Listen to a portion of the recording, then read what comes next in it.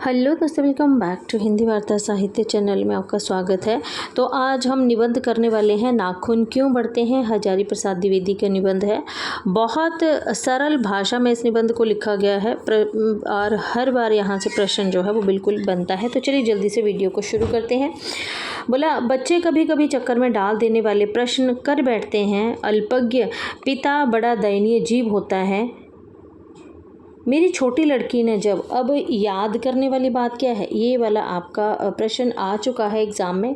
छोटी लड़की ने प्रश्न किया था अपने पिता से। पहला पॉइंट आपको यहाँ पर मिल जाता है कि आदमी के नाखून क्यों बढ़ते हैं।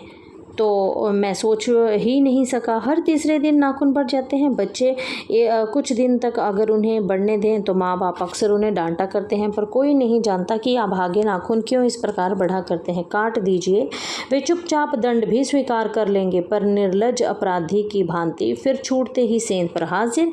आखिर ये इतने बेहया क्यों हैं? कौन? नाखून। कुछ लाख ही वर्षों की बात है जब मनुष्य जंगली था, बनमानुष जैसा। उसे नाखून की ज़रूरत थी। उसकी जीवन रक्षा के लिए नाखून बहुत ज़रूरी थे। असल में वही उसके अस्त्र थे। दांत भी थे पर नाखून के बाद ही उनका स्थान था। उन दिनों जैसे जूझना पड़ता था, प्रतिबंधियों को पछाड़ना पड़ता था, नाखून उसके लिए आवश्यक अंग थे। फिर धीरे धीरे वे अपने अंग से बाहर की वस्तुओं का सहारा लेने लगा। पत्थर के ठेले और पेड़ की डालें काम में लाने लगा। रामचंद्र, अब इम्पॉर्टेंट है आपकी ये लाइन कि रामचंद्र जी की बानरी सेना के पास ऐसे ही अस्त्र थे। उसने हड्डियों के भी हथियार बनाए थे।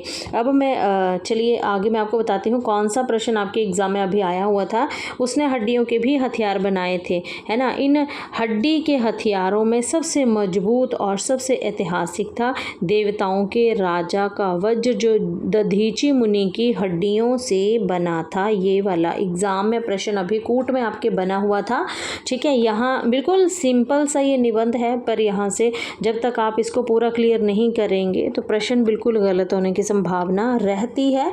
ठीक है, तो यहाँ से देवताओं के राजा का वज्र जो दधीची मुनि की हड्डियों से बना था। मनुष्य और आगे बढ़ा, उसने धातु के हथियार बनाए। ठीक है, जिसके पास लोहे के अस्त्र और शस्त्र थे। वे विजयी हुए। दोनों देवताओं के राजा तक को मनुष्य के राजा से इसलिए सहायता लेनी पड़ी थी कि मनुष्य के राजा के पास लोहे के अस्त्र थे। याद रखना है कि मनुष्य के राजा के पास किस तरह के अस्त्र थे। तो इन्होंने बोला है कि जो मनुष्य के राजा के पास लोहे के अस्त्र थे। इम्पॉर्टेंट पॉइंट है, याद रखिएगा। असुरों के पास जो थी वो विद्याएँ थी। ठीक है, लोहे के अस्त्र जो थे वो असुरों के पास नहीं थे। बहुत इंपॉर्टेंट पॉइंट है, मैं फिर लिख देती हूँ, वेरी वेरी इंपॉर्टेंट पॉइंट है आपका। ठीक है, वे शायद घोड़े भी नहीं थे। आर्यों के पास ये दोनों चीज़ें थी। आर्य विजय हुए, फिर इतिहास अपनी गति से बढ़ता गया। नाग हारे, सपूर्ण हारे, यक्ष हारे, गंधर्व हारे, असुर हारे, राक्षस हारे। ठीक है, तो याद रखिएगा किस किस के हारने की बात की गई। बहुत इंपॉर्टेंट पॉइंट है। नाग हारे, सुपर्ण हारे, यक्ष हारे, गंधर्व हारे, असुर हारे, राक्षस हारे। लोहे के अस्त्रों ने बाजी मार ली। इतिहास आगे बढ़ा।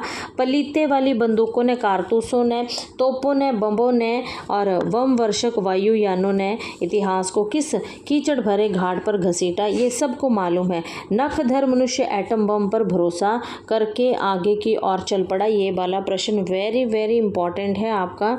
ठीक है, कि जो नखधर, ये अभी वाले एग्जाम में ये भी आपका प्रश्न आया हुआ था कि नखधर मनुष्य किस पर भरोसा करता है, तो वो जो है वो एटम बम पर भरोसा करता है। इंपॉर्टेंट पॉइंट है। पर बोला उससे नाखून अभी बढ़ रहे हैं। अभी प्रकृति मनुष्य को उसके भीतर वाले अस्त्र से वंचित नहीं कर सकी है। आज भी वह याद दिला देती है कि तुम्हारे नाखून को भुलाया नहीं जा सकता। तुम वही लाखों वर्ष पहले के नखदंता अवलंबी जीव हो, पशु के साथ एक ही सतह पर विचरने वाले, चरने वाले, है ना। तत्किम, मैं हैरान होकर सोचता हूँ कि मनुष्य आज अपने बच्चे को नाखून ना काटने के लिए डांटता है। किसी दिन कुछ थोड़े लाख पूर्व वह अपने बच्चों को नाखून नष्ट करने पर डांटता रहा होगा, लेकिन प्रकृति की वह अब भी नाखून को जिलाए जा रही है और मनुष्य है कि वे अब भी उसे काटे जा रहा है। वे कम वक्त बढ़ते ही चले जाते हैं। ठीक है, आगे है कि क्योंकि वे अंधे हैं, नहीं जानते हैं कि मनुष्य को इससे कोटि कोटि, एक मिनट में पीछे देख लो थोड़ा रहता नहीं, ठीक है ना। क्योंकि वे अंधे हैं, नहीं जानते कि मनुष्य को इससे कोटि कोटि गुना शक्तिशाली हथियार मिल चुका है। मुझे ऐसा लगता है कि मनुष्य अब नाखून को नहीं चाहता, उसके भीतर बर्बर युग कोई अवशेष रह जाए, यह उसे असहाय है। लेकिन ये कैसे कहूँ, नाखून कटने से क्या होगा? मनुष्य की बर्बरता घटी कहाँ है, वे तो बढ़ती जा रही है। मनुष्य के इतिहास में हिरोशिमा का हत्याकांड, याद रखिएगा, मनुष्य के इतिहास में हिरोशिमा का हत्याकांड बार बार थोड़े ना हुआ है, ये तो उसकी नवीन रूप है। मैं मनुष्य के नाखून की ओर देखता हूँ तो कभी कभी निराश हो जाता हूँ।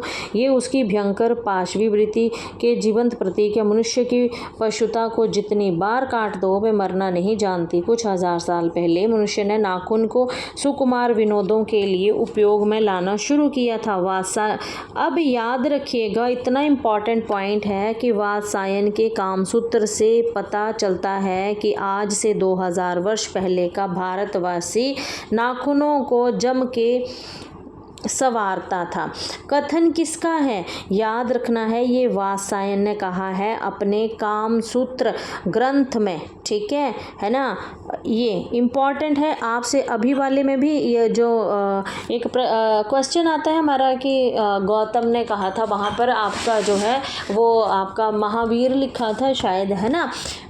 तो याद रखिएगा कि यहाँ पर किसने कहा था, वात्सायन के कामसूत्र। वात्सायन ने कहा था कि आज से 2000 वर्ष पहले का भारतवासी नाखूनों को जम के संवारता था। वेरी वेरी इंपॉर्टेंट पॉइंट है, ठीक है। उसे काटने की कला काफ़ी मनोरंजन बताई गई है।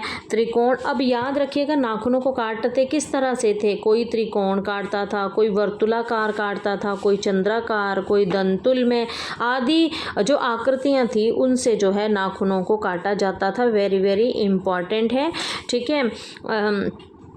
अब आगे है कि आकृतियों में नाखूनों को काटते थे। बिलासी नागरिकों के ना जाने किस काम आया करते थे, उनको सिकथ यानी कि मोम। अब इसका आप ना ये भी याद रखिएगा, सिकथ का क्या होता है मोम, और अलकत क्या होता है आलता, ठीक है, से, है ना। तो ये भी इम्पॉर्टेंट है आपका, ठीक है। रगड़ कर लाल और चिकना बना जाता था गौड़ देश के लोग उन दिनों। तो ये भी वाला प्रश्न आपके एग्जाम में, मैं आपको बता रही हूँ, ये एक ऐसा चैप्टर है यहाँ से हर बार प्रश्न बनता है, ठीक है। और बिल्कुल सरल सा है, एक बार आप इसको अच्छे से पढ़ लेंगे आपको कभी नहीं भूलेगा, ठीक है। तो गौड़ देश के लोग, ये भी रिपीटेड क्वेश्चन है आपका, ठीक है, कि गौड़ देश के लोग उन दिनों बड़े बड़े नखों को पसंद करते थे और दक्षिणात्य लोग छोटे छोटे नखों को पसंद करते थे। अपनी अपनी रुचि है देश की भी और काल की भी, लेकिन समस्त और आपके अधोगामिनी वृत्तियों को और नीचे खींचने वाली वस्तुओं को भारतवर्ष ने मनुष्य अनुचित बनाया है। ये बात चाहूँ भी तो भूल नहीं सकता।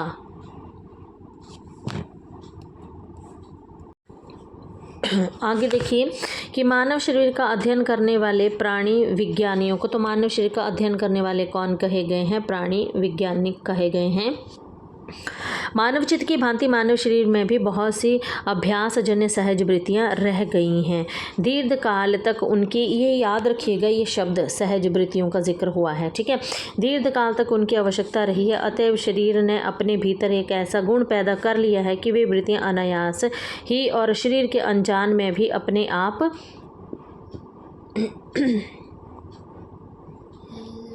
अपने आप काम करते हैं। नाखून का बढ़ना उनमें से एक है, ये क्रम भी आप बिल्कुल याद रखिएगा। नाखून का बढ़ना 1 है, केश का बढ़ना 2 है, दांत का गिरना दोबारा 3रा है और पलकों का गिरना 4था है। ये भी आपका इम्पॉर्टेंट है। और असल में सहजात वृत्तियाँ अनजान स्मृतियों को ही कहा जाता है। तो याद रखना है, सहजात वृत्तियों को किसका प्राय कहा गया है, सहजात वृत्तियों को अनजान की स्मृतियों को कहा गया है, याद रखना है। हमारी भाषा में भी इसके उदाहरण मिलते हैं। अगर आदमी अपने शरीर की, मन की और बाक की अनायास घटने वाली वृत्तियों के विषय में विचार करें तो उसे अपनी वास्तविक प्रवृत्ति पहचानने में बहुत सहायता मिले। पर कौन सोचता है, सोचना तो क्या, उसे इतना भी पता नहीं चलता कि उसके भीतर नख बढ़ा लेने की जो सहजात वृत्ति है वह उसके पशुत्व का प्रमाण है, उन्हें काटने की जो प्रवृत्ति है वह मनुष्य का प्रमाण है ना। तो आपको पता है कि ये वाला पॉइंट भी आपका इम्पॉर्टेंट है, ठीक है। है ना, काट देना मनुष्य का प्रतीक है, बढ़ाना पशु का प्रतीक है। यद्यपि पशुत्व के चिन्ह उसके भीतर रह गए हैं, पर वह पशुत्व को छोड़ चुका है। पशु बनकर वे आगे नहीं बढ़ सकता है, उसे कोई और रास्ता खोजना चाहिए। अस्त्र बढ़ाने की प्रवृत्ति मनुष्यता की विरोधिनी रही है। मेरा मन पूछता है किस और, मनुष्य किस और बढ़ रहा है, पशुता की ओर या फिर मनुष्यता की ओर, अस्त्र बढ़ाने की ओर या अस्त्र काटने की ओर। मेरा निर्बोध बालिका ने मानो मनुष्य जाति से प्रश्न किया है। मेरी निर्बोध बालिका को याद रखिएगा, ठीक है। प्रश्न ये वाला आपके एग्जाम में अभी वाले में यही वाला आपका प्रश्न जो था ये आया हुआ था कि कथन सही आपको बताने थे कौन से थे, ठीक है। जानते हो नाखून क्यों बढ़ते हैं, ये हमारी पशुता के अवशेष है। मैं भी पूछता हूँ, जानते हो ये अस्त्र शस्त्र क्यों बढ़ रहे हैं, ये हमारी पशुता की निशानी है।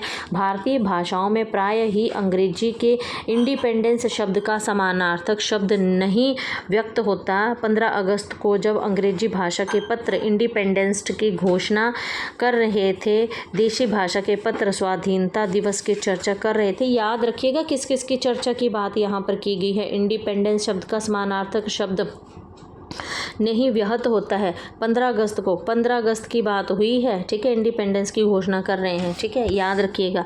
इंडिपेंडेंस का अर्थ याद रखिएगा, अनधीनता या किसी की अधीनता का अभाव, ठीक है। पर स्वाधीनता शब्द का अर्थ अपने ही अधीन रहना।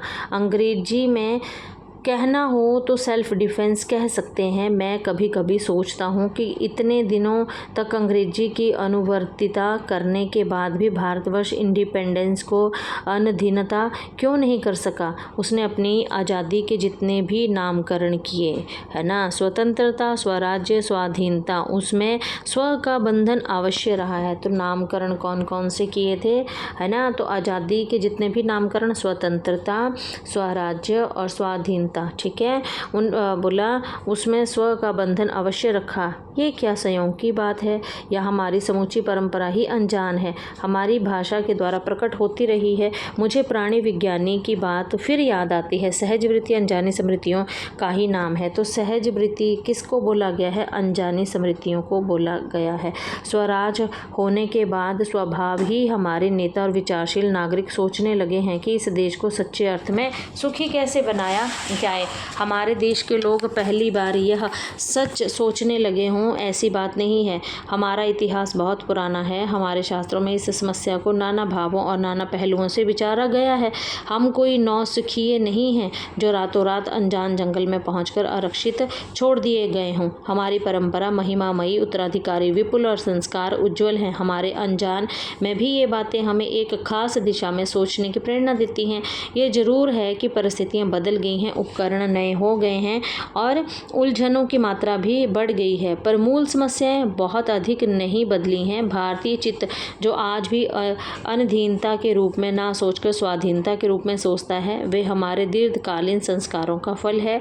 वो स्व के बंधन को आसानी से नहीं छोड़ सकता है। अब प्रश्न अगर मैं बताऊं आपको, तो यहाँ से प्रश्न जो है वो आपका ये बिल्कुल बन सकता है, ठीक है ना। ऊपर हमने पढ़ा था कि स्व का बंधन क्या है ना, याद रखिएगा, मैं बता रही हूँ स्व का बंधन क्या है। स्वतंत्रता, स्वराज और स्वाधीनता, ठीक है। स्व का बंधन क्या है, स्वतंत्रता, स्वराज्य और स्वाधीनता, ये तीन जो हैं आपको याद रखने हैं, ठीक है। प्रश्न ऐसे बिल्कुल बन सकता है, ये स्व का बंधन क्या है, ठीक है। चलिए आगे चलते हैं। आगे आता है, बोला अपने आप के द्वारा लगाया हुआ बंधन हमारी संस्कृति की बड़ी भारी विशेषता है। मैं ऐसा तो नहीं मानता कि जो कुछ हमारा पुराना है, जो कुछ हमारा विशेष है, उसमें हम चिपटे ही रहें। पुराने का मोह सब समय बांझने ही नहीं होता। मरे बच्चे को गोद में दबाए रहने वाली बंदरिया मनुष्य का आदर्श नहीं बन सकती, परंतु मैं ऐसा भी नहीं सोच सकता कि हम नई अनुसंधिकता के नशे में चूर होकर अपना सर्वस्व खो दें। कालिदास ने कहा था, याद रखिएगा किसने कहा था, कालिदास ने। बहुत इम्पॉर्टेंट पॉइंट हैं ये आपके सारे के, मैंने पहले ही बता दिए, सरल भाषा का प्रयोग किया है, प्रश्न बहुत आते हैं यहाँ से। कालिदास ने कहा था, क्या कहा था कि सब पुराने अच्छे नहीं होते, सब नए खराब नहीं होते, ठीक है ना। भले लोग दोनों की जांच कर लेते हैं, जो हितकार होता है उसे ग्रहण करते हैं। तो किसने कहा था? कालिदास ने कहा था। और मूढ़ लोग दूसरों के इशारे पर भटकते रहते हैं। सो हमें परीक्षा करके हितकर बात सोच लेनी होगी, और अगर हमारे पूर्व संचित भंडार में वह हितकर वस्तु निकल आए तो इससे बढ़कर और क्या हो सकता है। जातियाँ इस देश में अनेक आई हैं, लड़ती झगड़ती रही हैं, फिर प्रेम पूर्वक बस भी गई हैं। सभ्यता की नाना सीढ़ियों पर खड़ी और नाना और मुख करके चलने वाली हैं। इन जातियों के लिए एक सामान्य धर्म खोज निकालना कोई सहज बात नहीं थी। भारतवर्ष के ऋषियों ने अनेक प्रकार से इस समस्या को सुलझाने की कोशिश की थी, पर एक बात उन्होंने लक्ष्य की थी, समस्त वर्णों और समस्त जातियों का एक सामान्य आदर्श भी है, वह अपने ही बंधनों से अपनों को बांधना। ठीक है। मनुष्य पशु से किस बात में भिन्न है? आहार, निद्रा आदि पशु सुलभ स्वभाव उसके ठीक वैसे ही है जैसे अन्य प्राणियों के, लेकिन वह फिर भी पशु से भिन्न है। उसमें संयम है, दूसरे के सुख दुख के प्रति संवेदना है। याद रखिएगा ये चीज़ें भी आप, ठीक है, इम्पॉर्टेंट है। श्रद्धा है, तप है, त्याग है, ये मनुष्य के स्वयं के उद्भावित बंधन है। इसलिए मनुष्य झगड़े टंटे को अपना आदर्श नहीं मानता है। गुस्से में आकर चढ़ दौड़ने वाले अविवेकी को बुरा समझता है। एक वचन, मन, एक शरीर से किए गए असत्य आचरण को गलत आचरण मानता है। ये किसी भी जाति या वर्ण या समुदाय का धर्म नहीं है, ये मनुष्य मात्र का धर्म है। महाभारत में इसीलिए, तो याद रखिएगा यहाँ पर महाभारत का जिक्र हुआ है। महाभारत में इसीलिए निर्वैर भाव, सत्य और क्रोध को सब वर्णों का सामान्य धर्म कहा गया है। ठीक है। किसको? ये निर्वैर भाव को, निर्वैर भाव को क्या कहा गया है? सत्य और अक्रोध सब वर्णों का सामान्य धर्म जो है इसको कहा गया है। ठीक है। आगे देख लेते हैं। बोला गौतम ने ठीक कहा था। अभी वाले एग्ज़ाम में ये भी आपकी पंक्ति पूछी गई थी, वहाँ पे महावीर दिया था, जबकि वो महावीर का कथन नहीं था, ये गौतम का कथन था। ठीक है। कि गौतम ने ठीक ही कहा था कि मनुष्य ही मनुष्यता कि मनुष्य की मनुष्यता यही है कि वे सबके दुख को सहानुभूति के साथ देखता है। ये आत्मनिर्मित बंधन ही मनुष्य को मनुष्य बनाता है। अहिंसा, सत्य और क्रोध मूलक धर्म का मूल उस यही है। मुझे आश्चर्य होता है कि अनजाने में भी हमारी भाषा में ये भाव कैसे रह गया है, लेकिन मुझे नाखून के पढ़ने पर आश्चर्य हुआ है। अज्ञान सर्वत्र आदमी को पछाड़ता है और आदमी है कि सदा उससे लोहा लेने को कमर कसे रहता है। मनुष्य को सुख कैसे मिलेगा? बड़े बड़े नेता कहते हैं। तो याद रखिएगा यहाँ पे बड़े बड़े नेता की बात की गई है कि वस्तुओं की कमी है और मशीन बैठाओ और उत्पादन बढ़ाओ, ये बड़े बड़े नेताओं ने कहा है। धन की वृद्धि करो और बाह्य उपकरणों की ताकत बढ़ाओ, एक बूढ़ा था उसने कहा था। ठीक है। ये वाला कथन अभी आया हुआ था एग्ज़ाम में, ये वाला इम्पॉर्टेंट है, इसलिए ये कूट में आया था, याद रखिएगा। ठीक है। एक बूढ़ा था उसने कहा था, बाहर नहीं भीतर की ओर देखो, हिंसा को मन से दूर करो, मिथ्या को हटाओ, क्रोध और द्वेष को दूर करो, लोक के लिए कष्ट सहो, आराम की बात मत सोचो, प्रेम की बात सोचो, आत्म तोषण की बात मत सोचो, काम करने की बात सोचो। उसने कहा प्रेम ही बड़ी चीज़ है क्योंकि वे हमारे भीतर है। उच्च श्रृंखलता पशु की प्रवृत्ति है, स्व का बंधन मनुष्य का स्वभाव है। मैंने आपको बता दिया कि स्व जो है वो किस किस को संबोधित किया गया है। ठीक है। बूढ़े की बात अच्छी लगी या नहीं, बोला वो तो पता नहीं, उसे गोली मार दी गई। आदमी के नाखून बढ़ने की प्रवृत्ति ही हावी हुई। मैं हैरान होकर सोचता हूँ बूढ़े ने कितनी गहराई में बैठकर मनुष्य की वास्तविक चरित्रार्थ का पता लगाया था। ऐसा कोई दिन आ सकता है जबकि मनुष्य के नाखूनों का बढ़ना बंद हो जाएगा। प्राणी शास्त्रियों का ऐसा अनुमान है। किसका अनुमान था ये किसने अनुमान लगाया था? प्राणी शास्त्रियों ने, जो मनुष्य के मतलब शरीर मन का अध्ययन करते हैं। ठीक है। उन्होंने अनुमान लगाया था कि मनुष्य का अनावश्यक अंग उसी प्रकार झड़ जाएगा जिस प्रकार उसकी बोला पूंछ झड़ गई। उस दिन मनुष्य की पशुता भी लुप्त हो जाएगी। शायद उस दिन वह मरणों शास्त्रों का प्रयोग भी बंद कर देगा। तब तक इस बात से छोटे बच्चों को परिचित कर देना वांछनीय जान पड़ता है कि नाखून का बढ़ना मनुष्य के भीतर ही पशुता की निशानी है और उसे नहीं बढ़ने देना मनुष्य की अपनी इच्छा है, अपना आदर्श है ना। बृहत्तर जीवन में अस्त्र शस्त्रों को देना मनुष्य की पशुता की निशानी है और उनकी बाढ़ को रोकना मनुष्यत्व का तकाजा है। मनुष्य में जो घृणा है, जो अनायास बिना सिखाए आ जाती है, वे पशुत्व की द्योतक है। और अपने को संयत रखना, दूसरे के मनोभावों का आदर करना मनुष्य का स्वधर्म है। बच्चे ये जाने तो अच्छा हो कि अभ्यास और तप से प्राप्त वस्तुएं मनुष्य की महिमा को सूचित करती हैं, है ना।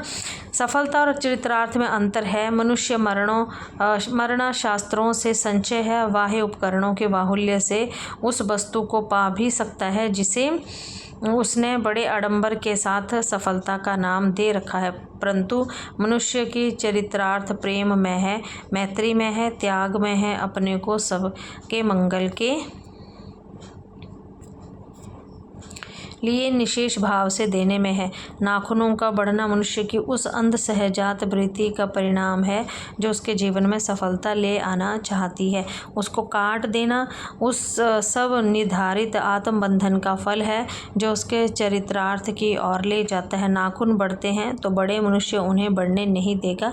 हजारी प्रसाद द्विवेदी का ये निबंध है। ठीक है, तो यहाँ पर आपका ये निबंध खत्म होता है। हमने इम्पॉर्टेंट चीज़ें सभी साथ साथ में डिस्कस कर ली हैं और जो भी हाईलाइटेड पॉइंट है उनको ज़रूर याद रखिएगा। ठीक है, कि कथन किसने कहा था। मेरी छोटी बेटी ने मुझसे ये प्रश्न जो था वो पूछा था कि नाखून क्यों बढ़ते हैं। ठीक है, उसके बाद मैंने आपको दूसरा जो पॉइंट करवाया था यहाँ पर, वो मैंने आपको करवाया था यहाँ पर कि ये जो है रामचंद्र जी की बात भी यहाँ पर याद रखिएगा। ठीक है, उसके बाद ये भी याद रखिएगा, यहाँ पर ये प्रश्न आपका आ चुका है एग्ज़ाम में अभी वाली शिफ्ट में, है ना, कि ये जो है ये कि देवताओं के राजा का वज्र जो दधीची मुनि की हड्डियों से बना है। वेरी वेरी इम्पॉर्टेंट है, याद रखिएगा। ठीक है, उसके बाद मनुष्य और आगे बढ़ा, उसने धातु हथियार बनाए। ठीक है, अब जिनके पास लोहे के, तो ये हमने कर लिया है। ये इम्पॉर्टेंट पॉइंट है आपका कि मनुष्य के राजा के पास कैसे हथियार थे, लोहे के, और असुरों के पास विद्याएँ थी। परंतु जो आर्य थे उनके पास लोहे के अस्त्र भी थे और विद्याएँ भी थी। दोनों ही चीज़ें जो थी वो उनके पास होती थी। ठीक है, कौन कौन जो था वो हारा था, ये भी बिल्कुल आपने याद रखना है। ठीक है, लोहे के अस्त्रों ने बाजी मारी, ये हमने यहाँ से कर लिया है। ठीक है, नाग हारे, सुपूर्ण हारे, यक्ष हारे, गंधर्व हारे, असुर हारे, राक्षस हारे। ठीक है, और लोहे ने बाजी मार ली। ठीक है, अभी बताने को तो और बहुत कुछ बता दूँ पर वीडियो काफ़ी लंबा हो जाएगा। ठीक है, पतीले वाली बंदूकों ने, अब ये भी याद रखिएगा कि इतिहास आगे बढ़ा। पतीले वाली बंदूकें कैसी होती थी, पलीते वाली, सॉरी पतीला नहीं है ये, पलीते वाली बंदूकें होती थी। कारतूसों ने और तोपों ने, बमों ने, बम वर्षक वायुयानों ने इतिहास को किस कीचड़ भरे घाट में घसीट दिया है। तो ये याद रखना है आपने, किस किस का जिक्र जो है वो यहाँ पर किया गया है। ठीक है, तो चलिए बाकी आप देख लीजिएगा, मैंने सारे ही पॉइंट यहाँ पर हाईलाइट जो हैं वो कर दिए हैं साथ साथ में ही। ठीक है, तो चलिए मिलते हैं फिर नेक्स्ट वीडियो में। अगर वीडियो पसंद आए तो वीडियो को लाइक और चैनल को सब्सक्राइब ज़रूर कीजिएगा। मिलते हैं नेक्स्ट वीडियो में, तब तक के लिए धन्यवाद।